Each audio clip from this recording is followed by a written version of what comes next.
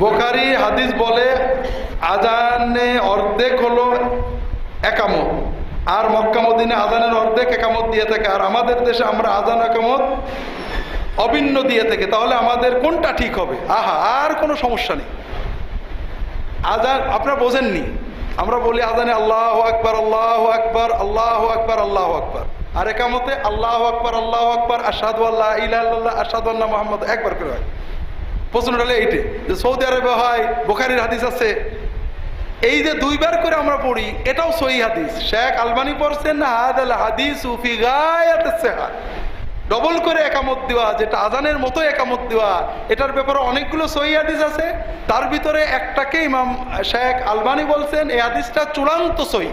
কাজেই একবার করে একামত দেওয়া, দুইবার করে একামত দেওয়া দুটোই সহিহ। কিন্তু ওই দুর্ভাগ্য যে মাযহাব মানে হানাফিরা একটাকে বাতিল করার চেষ্টা করে।